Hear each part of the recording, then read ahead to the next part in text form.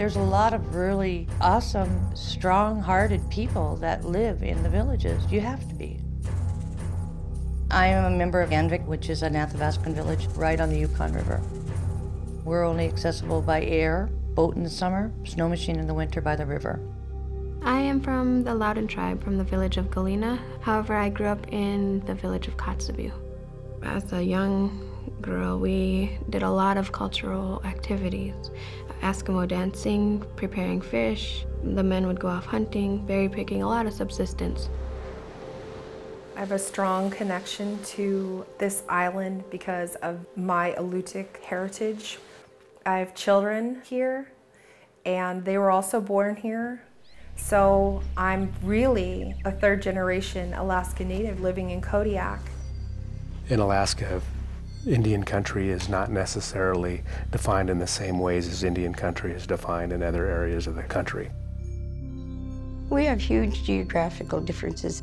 We have different makeups of the communities and their leadership, their governance. We have tiny villages that might have 20 people and have traditional subsistence ways of life. And then we have non-natives and native people living together that have the huge village or the city governance. How tribal police departments or law enforcement or federal authorities interact on Indian lands is much different in Alaska than it is elsewhere. It's all very different and very complex, and throughout the state we have a problem with domestic violence, sexual assault. We need to address it, and we need to work together.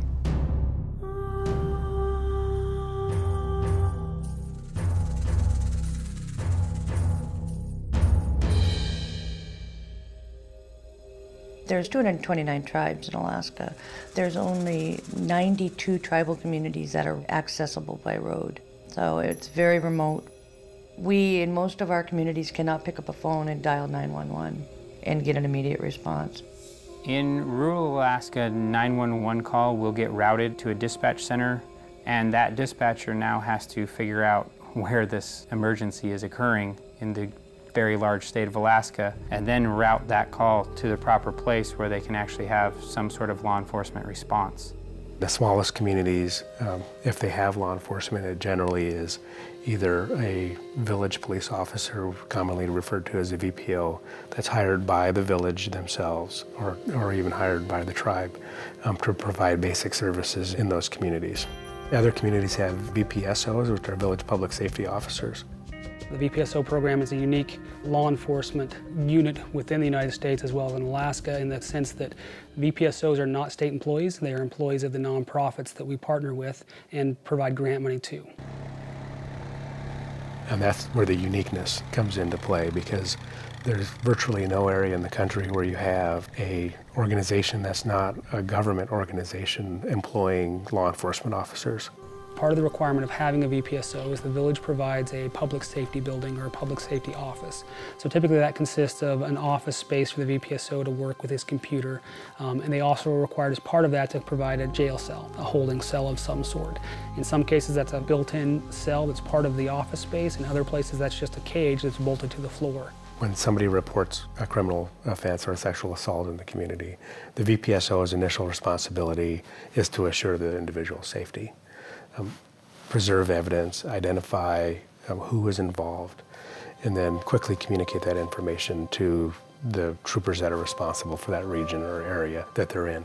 There can be a significant delay in the response time, and it depends on a multitude of factors. Number one, how far away is the nearest trooper station, which can be anywhere from a 10-minute airplane ride to an hour-and-a-half to 3-hour airplane ride, sometimes more. And then one of the most significant factors is weather. Some of these communities we can only reach by airplane, and if the weather is such that you cannot land an airplane, we are going to have to wait until the weather clears. The troopers have to prioritize calls because they're responding to many, many villages, not just ours.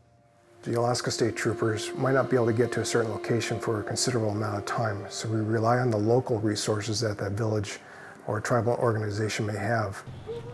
Almost all communities have people that have taken on the responsibility to assist when needed. You know, a lot of times it's very informal. Sometimes that may be a community health aide. If it's a real endangerment issue in terms of that person's immediate safety, I know where the safe places are, and we'll get them into one of their homes or a family member that's a safe place. VPSOs are authorized to investigate all misdemeanor crimes. And so if it's a low-level assault with minor injuries, the VPSO does the full investigation.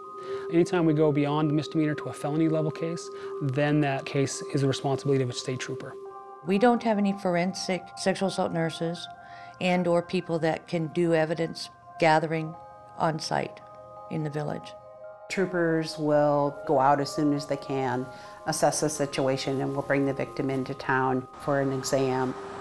In our community, we're very blessed to have a web of services that truly depend on each other for support, references, and then continued sustainable support as well. Dealing with the process of reporting a serious act of domestic violence or sexual assault is an extremely difficult situation. Alaska State Trooper Sergeant Olson speaking. How can I help you? Being Alaska Native myself, I want to make sure that we're being professional in what we do, that we are mindful of the customs, the language, the food, the clothing, the family structure, makeup, or it could even be their housing situation, that we're respectful of that and that we don't in any way, shape, or form put ourselves in a situation that will shut down the victim. If we have a sexual assault, then the SART team gathers, and it's usually composed of somebody from law enforcement, a medical provider, and an advocate.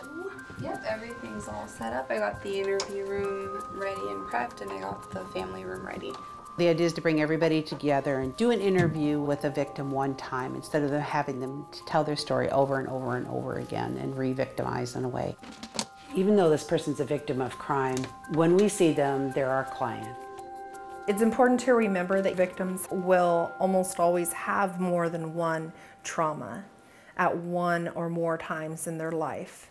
I'm a confidential advocate, and my job is to help stop the hurt before more traumas get piled on. We have resources available to them so that while they're dealing with the difficulty of reporting this horrific thing that happened to them, they're not also additionally worried about where they're going to get their next meal, or are their kids going to be cared for? Are they going to have a safe place to live? In here is a bed, and you'll be staying down here.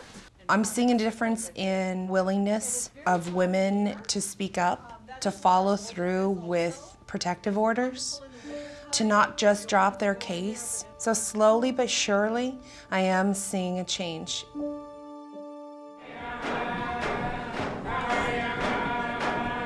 I think it's critical to get the community as a whole, whether that's through the tribal council, whether they have a city council that's really active, and or just a community response group that's saying that we will not tolerate this, whether that's with alcohol and drugs or whether there's other circumstances. It has zero tolerance. We're trying to help the families. If they need help to address violence or sexual assault, get the help for them. There's going to be a huge learning curve. And part of that learning curve is to get out of that sense of helplessness and being victims as tribal communities in isolated villages. I think that saying, no, we don't have to do that. We can learn how to help people who have been victimized. Children are watching what's going on, and the children are our future. And so if we're able to do a good job now, just think what we can do in the future.